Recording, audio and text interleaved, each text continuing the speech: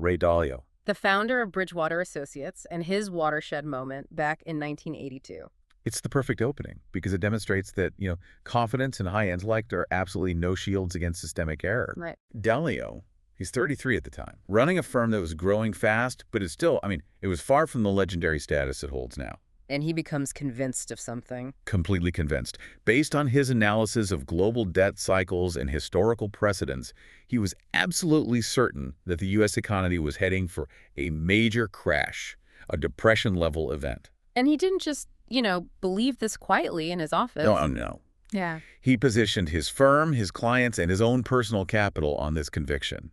He publicly called for a major economic downturn. He was confident, he was certain. And the market. The market, as the sources detailed, decided to do the exact opposite. It initiated a massive long-term bull run. The consequence then must have been just devastating. It was immediate and financially crippling. Bridgewater took massive losses, and Dalio's reputation was, it was just destroyed among many of his peers and clients. And the pain wasn't abstract. It wasn't just a number on a screen. Not at all. It was personal and absolute. He later detailed how he was so financially ruined that he had to borrow $4,000 from his father. Wow. From his own dad. Yeah, just to cover basic living expenses. And he was forced to lay off the 2 employees who were working alongside him. That specific, agonizing pain of consequence, the shame, the financial blow, the responsibility of laying people off, that's what burns the ego out of the room. It has to. Most of us, when we experience that, we move quickly to rationalize it, right? We blame external forces, or we just try to bury the memory. We avoid thinking too hard about the mechanics of the failure because, well, the investigation just feels like a punishment in itself. But this is Dalio's hinge moment. It was the diagnostic shift. He stopped asking, was I right eventually? Or did the market just overreact? He didn't just move on. No, he became obsessively interested in what exactly was the flaw in his decision-making mechanics. He transitioned from the simple question, am I right, to the far more critical and complex question. How do I know I'm right? Exactly. That is the pivotal change. Asking, how do I know, assumes you are biased, it assumes complexity, and it assumes your brain is actively working to deceive you. So he stopped trusting his memory or his gut to deliver the lesson. Right. He started capturing the decision, the rationale, and the outcome methodically. And the core formula that emerged from this fire is now, it's foundational to his entire philosophy. Pain plus reflection equals progress. The pain provides the emotional urgency, the high stakes. But the reflection, the systematic documentation, that's the actual tool for extracting the usable rule. And this isn't just some motivational slogan he came up with. It became an engineering requirement for his entire firm. The whole goal is to build an external system that forces reflection, because achieving and maintaining intellectual honesty is just. It's too hard to sustain through willpower alone. Okay, so think about the architecture they built. Bridgewater is famous for tools like the dot collector. Yes. This is a continuous recording system where employees use proprietary software to assess each other and themselves on specific decisions and statements in real time. In real time. Right. This feedback is immediate, often anonymous, and it's even weighted by credibility scores. So it's basically storing reality in a place that human memory and office politics can't corrupt. Exactly. Instead of relying on a review meeting 6 months later where memories have been edited and stories have been polished, it captures the moment a weak argument was made, the instant a decision contradicted a principle, or when a prediction proved faulty. Which ensures decisions are data-driven, based on facts stored outside the decision-maker's ego. Our sources emphasize that your daily life is generating data constantly, and the Dalio principle is simply to stop letting that data evaporate. A written record, especially one created immediately after pain or a high-stakes decision, it just accomplishes what the volatile human mind struggles to do. We can break that down, right? There are like 3 essential functions of this external record. I think so. First, and most critically, a record makes your thinking visible. When your thoughts just stay internal, they're slippery, they're vague, they're often incomplete. But writing them down forces you to physically examine the logic. Yes, and define the terms, spot the holes, and move from these vague intentions into concrete, testable claims. Okay, so that's one. What's the second? Second, it makes lessons portable.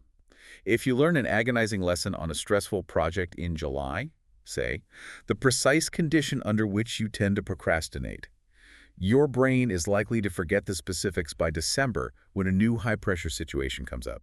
But if you capture it as a clean, reusable rule, You can access that knowledge immediately under pressure in a completely different domain. It becomes accessible, reusable knowledge. and the third function, And third, it makes you accountable to facts, which override your preferred narrative. Pain fades, the emotional intensity of failure subsides, and your ego starts editing the story to protect itself. but the ink, the documented facts, what you thought would happen versus what actually happened, that doesn't negotiate. Never. The facts force an honest adjustment, which is the definition of progress. Okay, so that's the framework. But how do we translate the engineering requirements of a multi-billion-dollar hedge fund into immediate practical tools that you can use right now? We need mechanisms that embody the Dalio principle today. So where do we start? The first one is the decision journal. This is, in my opinion, non-negotiable because most people only reflect after a result is known, when it's impossible to be objective. The decision journal forces intellectual rigor before the result can contaminate your analysis. Exactly. So describe the mechanics of it. It's not just jotting down, I bought stock X. No, no. Before the action, you capture 4 specific elements. First, the choice itself. Okay. Second, the precise rationale, not just it's a good deal, but why specifically based on what data. Okay. Third, the expected outcome, and you want that to be quantifiable if possible. And the fourth, and most important element, is detailing what specific event or metric would prove you wrong. So you define failure before you even start? You have to. It creates a clean, quantifiable trail for a blameless postmortem analysis later. If you don't define the success and failure criteria ahead of time, the failure always becomes, well, it becomes nebulous. That's the preparation. So once the pain has been incurred, you move to what? The mistake ledger? Yes. How do we prevent this running list of avoidable errors from just turning into a monument to self-flagellation? The key is that every entry must be paired with a single, positive, reusable rule. It's the one principle per pain concept. You move instantly out of the guilt stage, I am disorganized, and into the operational stage, this is the rule I follow now. Can you give us an example of how to frame that rule correctly? Sure. Instead of writing, I should not have sent that client email when I was angry, which is subjective and, frankly, unhelpful. Right. You write the rule. When X happens, e.g., I draft an important communication immediately after a stressful event, I will do Y, e.g., I will place the draft in a dedicated review folder and wait 60 minutes before hitting send. So the rule has to be action-oriented, linked to a specific trigger. And designed to prevent the recurrence of the mechanical failure. And finally, because we are creatures of deeply ingrained habit, Dalio emphasizes the need for a systematic review, which we can call the weekly pattern scan. Repetition is your true syllabus. You look over your mistake ledger and your decision journal every Friday afternoon. And if you consistently find yourself circling the same failure, the same trigger, or the same flawed assumption 3 weeks in a row. Then the individual incident is irrelevant. Exactly. It shouts at you that the system is flawed, not just that you had a bad day. The pattern scan forces you to upgrade the rule or install a new one altogether. The ultimate goal of the Dalio principle, then, is replacing your default habit of feeling your way forward with the intentional external practice of documenting your way forward. So if Dalio showed us how massive pain forces the creation of rules, Thomas Edison provides the template for operationalizing the creation of a massive, iterative day-to-day knowledge base. This moves documentation from crisis management into daily infrastructure. Precisely. We're traveling back to Menlo Park, New Jersey, before 1878. Edison was already a working inventor, driven, commercially focused, but he was struggling to scale his operation. And the problem was pure information entropy. I mean, think about the environment. His lab was just a hive of activity sketches for electrical components, chemical notes on battery mixes, mechanical tweaks to phonographs, cost calculations for production, notes on legal filings. And all of this was captured, haphazardly? Yeah, in small pocket notebooks or just on scraps of paper. The result was information loss at scale. I mean, a promising tweak to the carbon filament tested on Tuesday was just forgotten by Friday. Or a specific failure taught him something invaluable about material fatigue, but by the next day, that complex lesson was just flattened into this generic emotional statement. That method didn't work. And all that valuable experimental data just vanished into the intellectual ether. Right. The sources reveal that this chaos led to a critical moment of operational self-correction, which he captured in one of his tiny leather-bound pocket notebooks. He solidified his haphazard system into a personal policy, a formalized operational pledge. And the pledge, written in that notebook, was profoundly simple, but, Well, it was revolutionary for his time. All new inventions I will hereafter keep a full record. That sentence is the philosophical and operational hinge moment. It wasn't about some sudden inspiration. It was a commitment to building a permanent paper trail of his thinking. He recognized that his human memory just could not handle the sheer volume of iteration required for commercial success. And that decision scaled into the enormous archives we study today. The Edison papers, preserved at the National Park, contain approximately 5 million pages of original material. 5 million. Yeah. And this wasn't neat history written after the fact. The sources note that these early books mixed technical scribbling about coil winding with detailed accounting records and conceptual ideas about factory workflow and the division of labor. That blending is the critical expert insight here. Edison's record was an infrastructure for iteration, not just history. He wasn't just logging technical specifications. He was logging technical specifications alongside financial and operational constraints. This meant he could always rewind, review, and rebuild based on a holistic set of evidence, the total reality of the problem, not just the technical feasibility. The underlying principle here, which applies universally, is turning life into a laboratory. Right. Most people treat experience as something you just go through, and you passively receive the lesson. Edison treated experience as something you systematically collect and test so you can leverage the evidence later. Every action became an experiment worth recording. Let's contrast that with the default mode most people operate in. The vibe approach says, I think I tried that strategy on that client, and I'm pretty sure it works for me. I can't remember the details. Right, but the leverage of evidence lets you ask. Under what specific conditions did I try it? What was the budget? What exactly did the client say? What was the measurable result? The record doesn't make you instantly more brilliant, but it makes you less forgetful, less repetitive, and more precise.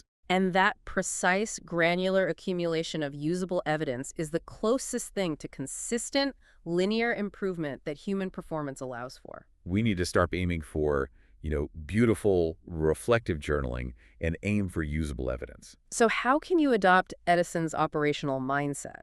We need frameworks that force us to document the details of the experiment, not just the headline result. The first tool is what I'd call the experiment line. This prevents information loss by imposing a scientific structure on every action you undertake, whether it's about optimizing a workflow, testing a new communication script, or trialing a new habit. So describe the structure for us. Every entry has to follow this chain of accountability. Hypothesis: what do I believe will happen? Action: what specific, quantifiable step did I take? Result: what was the objective outcome? Next tweak: based on the result, what is the single next variable I will change? This framework forces you into a cycle of measurable learning.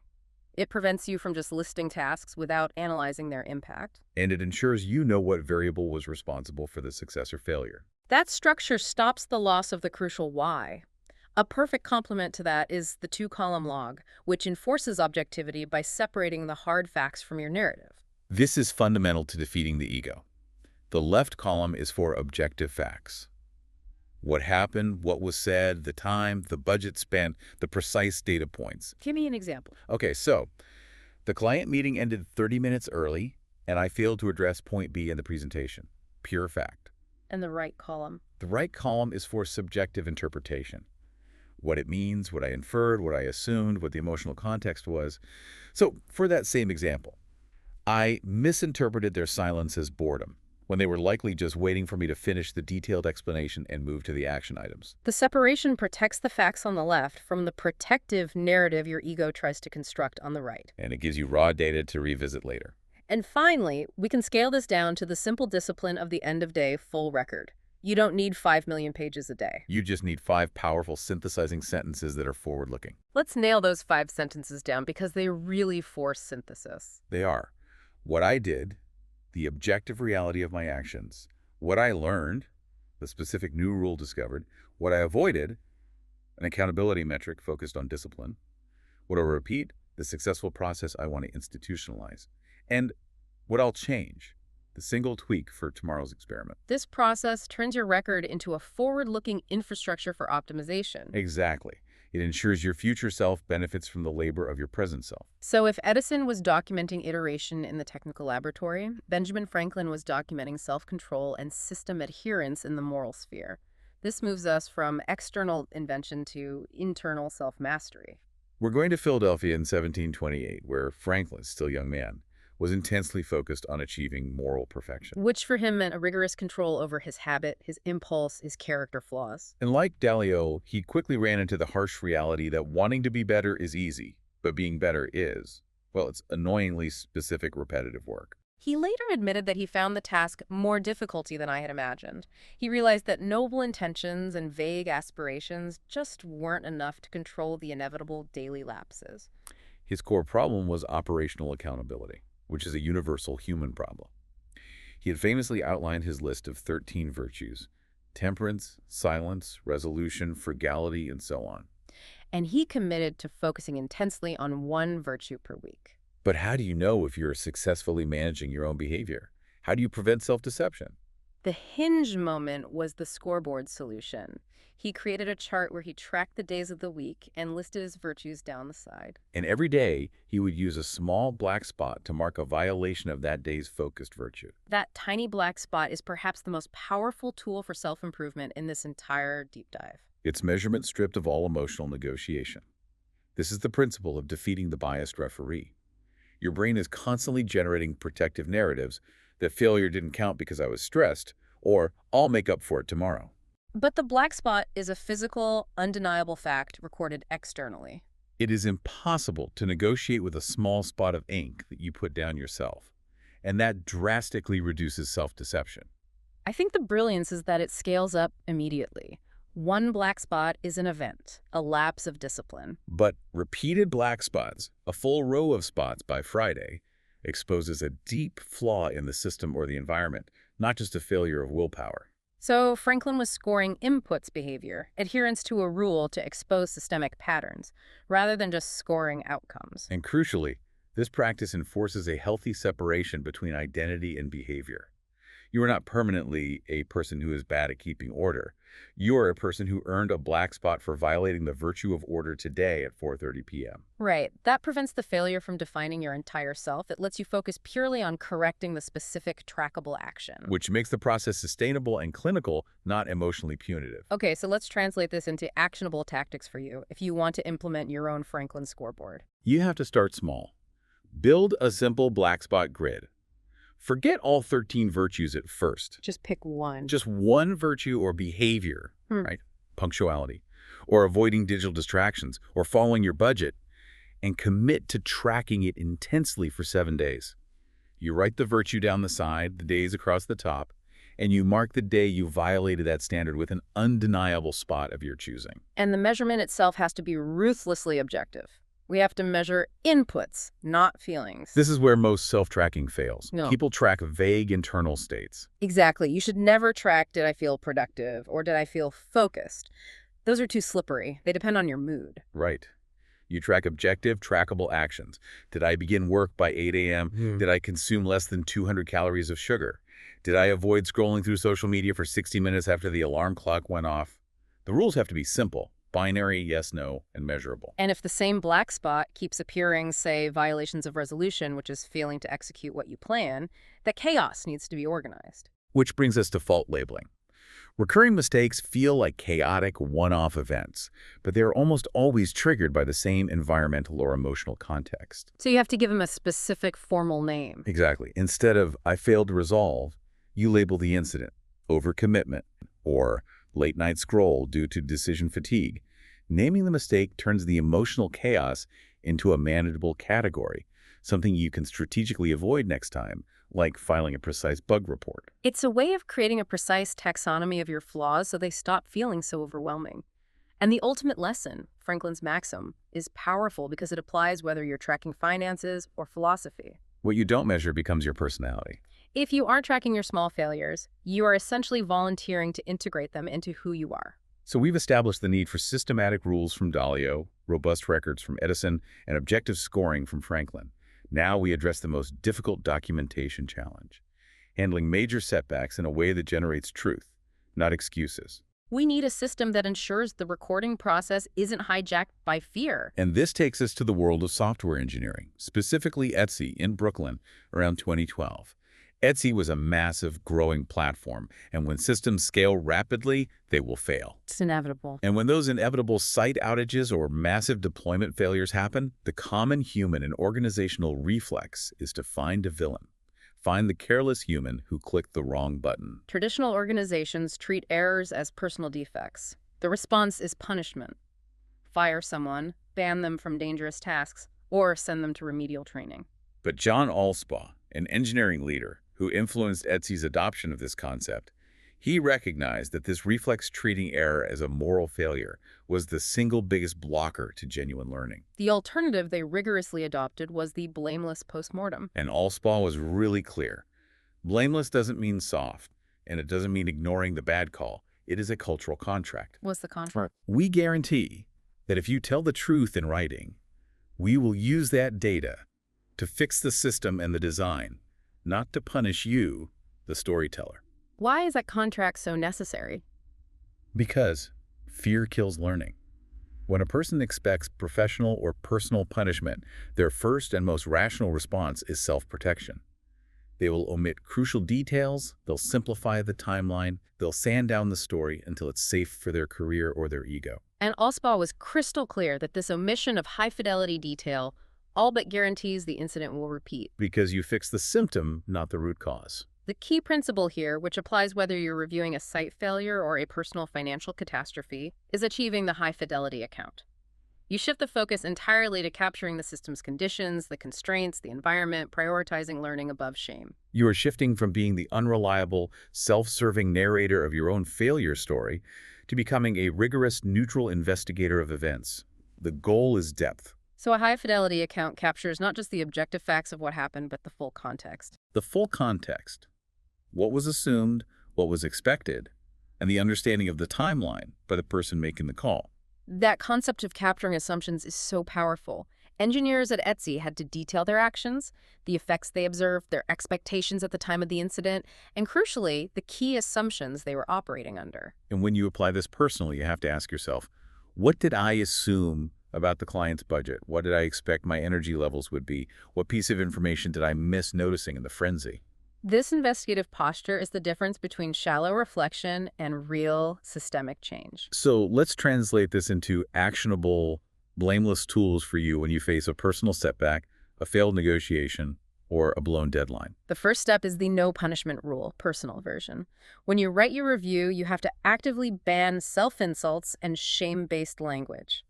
This is a deliberate structural choice to protect the necessary detail. This is so much harder than it sounds because the ego wants to immediately jump to, I'm an idiot for missing that. You must replace that judgment with neutral, factual statements. Instead of, I was stupid and missed the key email, you write, my assumption that the information was communicated via Slack was wrong, and the email went unread.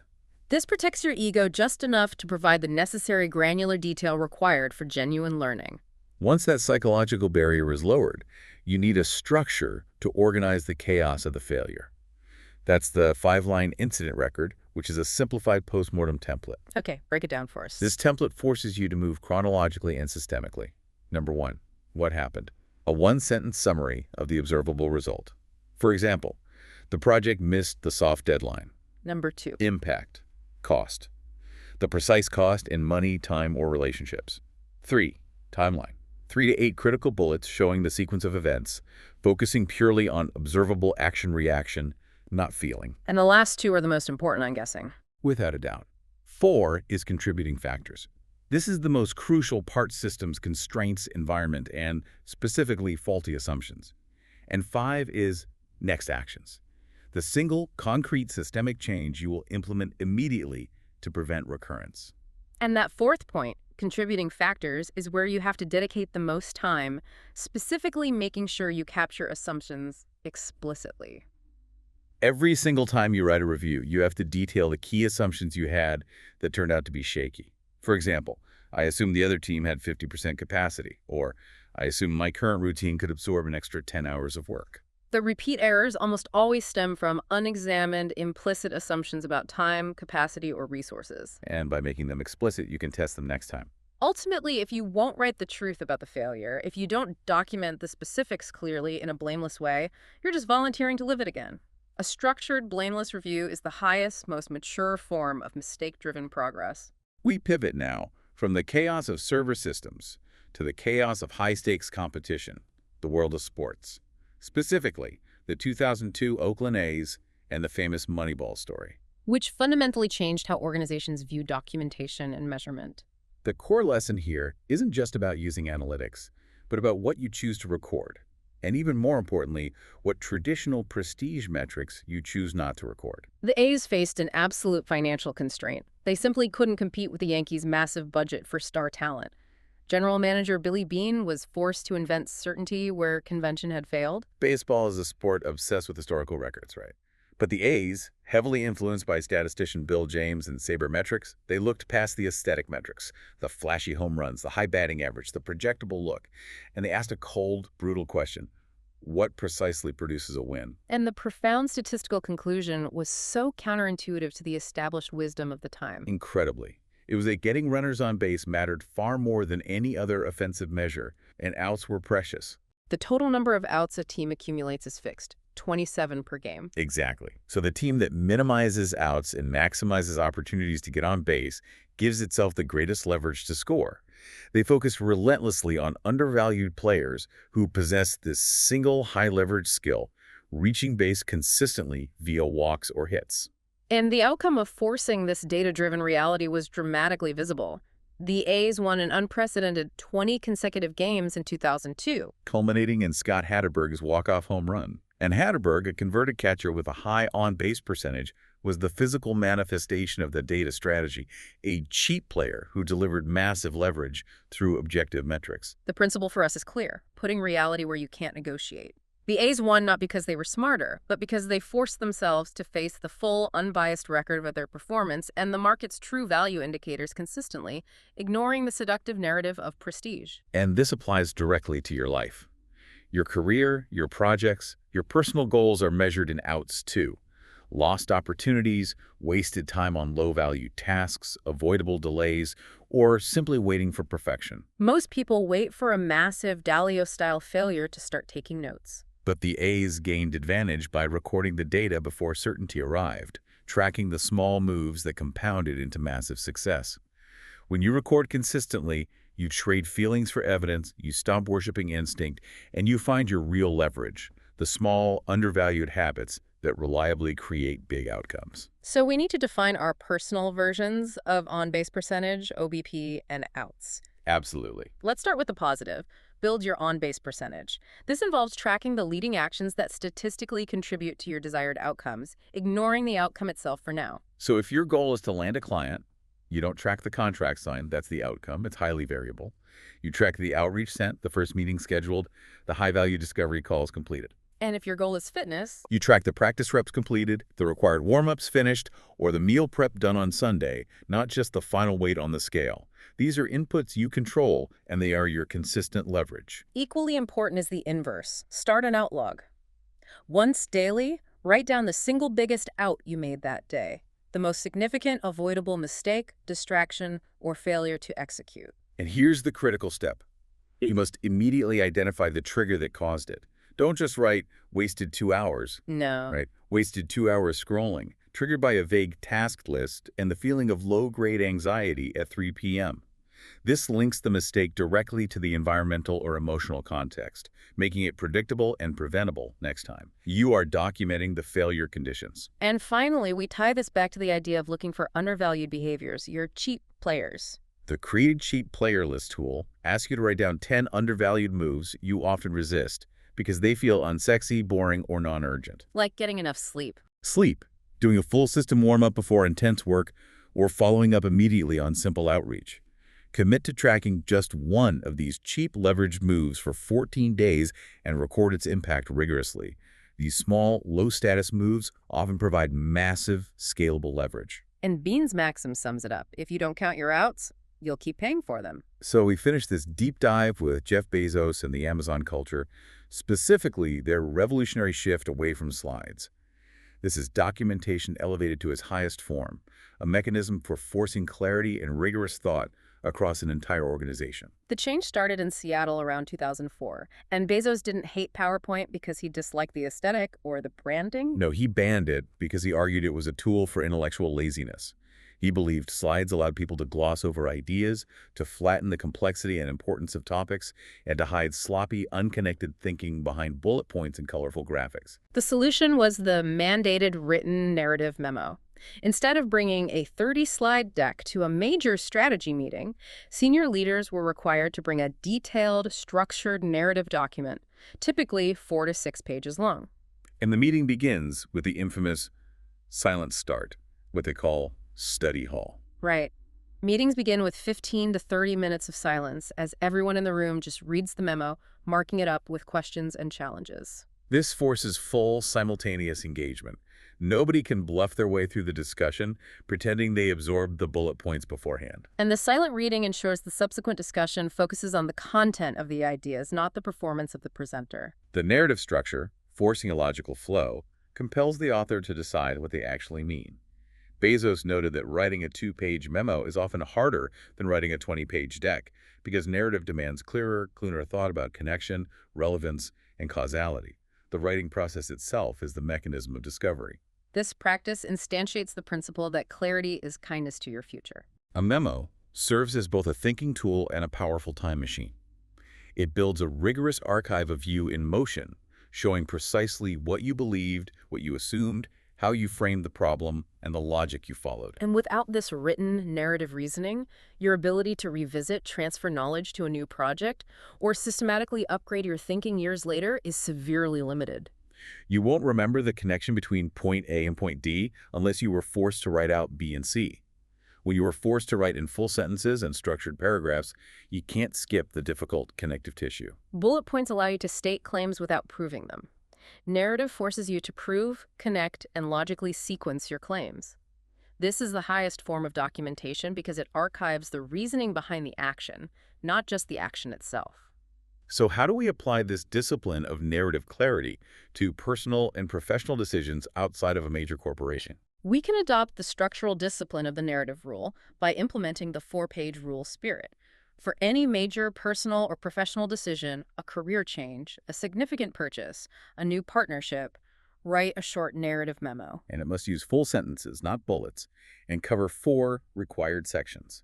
The problem being solved, the current reality, grounded in facts, the detailed plan of action, and the specific risks involved. And to ensure this narrative is grounded, it needs the Bean Dalio reality principle. That's the receipts section. You anchor your narrative in reality by immediately pasting 3 to 5 hard facts into the document. Numbers, dates, links, screenshots, objective measurements that validate your claims about the current reality. This prevents the memo from becoming merely aspirational or self-delusional. And finally, you use writing to solidify and test your guiding beliefs, your personal operating system. Yes. Write your philosophy in drafts.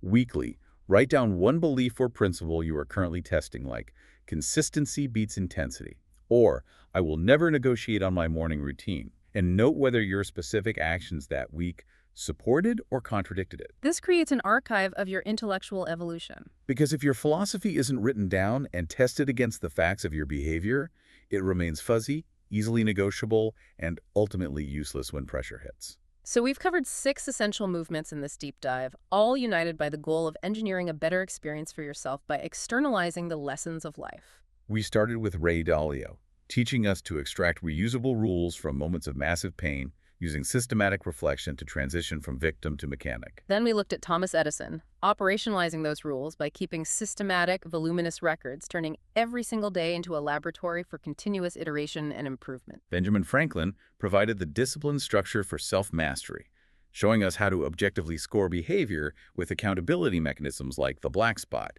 defeating the brain's biased internal referee. We then saw how Etsy and John Allspaw created the framework for the blameless review, ensuring we capture high-fidelity details of failure by removing the fear of punishment, allowing us to fix the system, not just blame the person.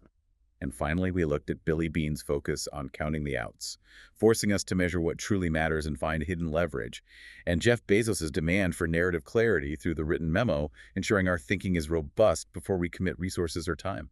All these systems, rules, records, scoring, investigation, leverage, and clarity, they all share one goal: to replace human selective memory and cognitive bias with accountable, objective, external data. And you don't need a hedge fund or a giant corporation to do it. No, you just need a notebook, a structured approach, and a commitment to documenting your way forward. These figures recognize that the greatest barrier to consistent progress isn't a lack of ability or a lack of motivation, it's the lack of an external mechanism that forces us to confront the facts of our own behavior and assumptions with ruthless, repeatable objectivity. So here is the final provocative thought for you to chew on. If you fully accept that your brain is capable of lying to you with a straight face and that your memory is a terrible record keeper, what is the single most important action, assumption, or recurring failure you need to capture and codify into an objective rule right now so that your future self can outsmart your present one? Because if you don't record the lesson, you're volunteering to relearn it.